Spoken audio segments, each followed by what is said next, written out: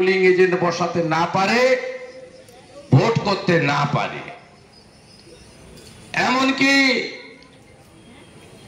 পাপিয়া সুলতানা বলে একজন আইপিএস বয়ালে গিয়ে নিরপরাধ বিজেপি ভোটারদেরকে পর্যন্ত গ্রেপ্তার করে এনে ভোট দিতে দেয়নি, গাছে উঠে পড়েছে বিজেপিকে তাড়াতে। যে ধরনের অত্যাচার 25শে মে পুলিশের দেখেছি আমরা দেখেছি রথিবালা আড়ির মৃত্যুর পরে প্রধান অন্যতম অভিযুক্ত খোকন সিটকে জনগণের চাপে পুলিশ গ্রেপ্তার করে আনে। আল রাজিদের নেতৃত্বে 25টা মোটর সাইকেলে 50 জন জঙ্গি গুন্ডা তারা এসে থানা থেকে তাকে কাড়িয়ে নিয়ে চলে যায়। এখানকার পুলিশের অফিসারদের প্রত্যক্ষ মদতে, যা সিসিটিভি ফুটেজে ধরা আছে। তারপরেও নন্দীগ্রামে আপনারা জোট বেঁধে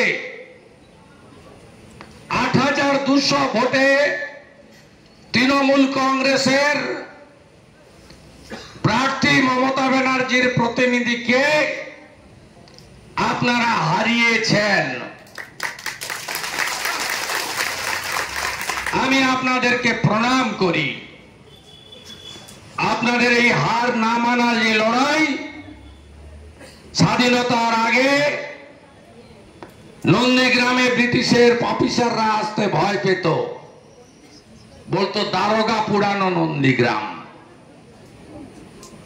স্বাধীনতার আগে নন্দীগ্রাম থানা থেকে ব্রিটিশের দারোগাদের, পুলিশদের, আপনাদের যারা পূর্বপুরুষ তারা দাঁড়িয়েছিলেন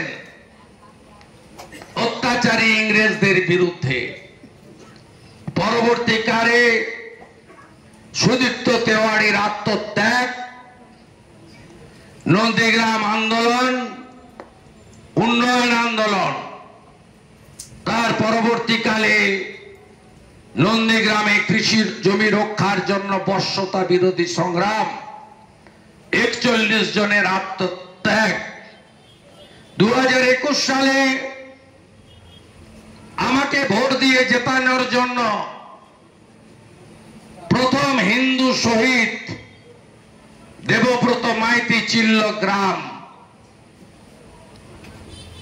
এবারেও অভিজিৎ গাঙ্গুলিকে জেতানোর জন্য আরেক হিন্দু তফসিলি পরিবারের নিষ্পাপ মা, 65 বছরের রথিবালা আড়ি, তার আত্মত্যাগ ইতিহাসের পাতায় স্বর্ণাক্ষরে লেখা থাকবে।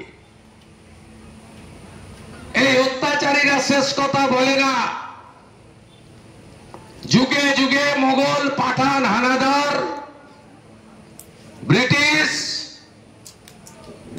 তারা এসেছে গেছে। জরুরি অবস্থা এবং কংগ্রেসের শাসন মানুষ দেখেছে, 34 বছর মানুষ দেখেছে। এদেরকেও 13 বছর, 13.5 বছর মানুষ দেখছে।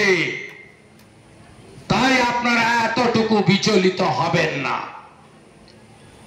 আপনারা শুধু নন্দীগ্রামের রায়ে, তমলুকের রায়ে, পূর্ব মেদিনীপুরের রায়ে খুশি নয় আমি জানি। আপনারা রাজ্যে আরো ভালো ফলের আশা করেছিলেন।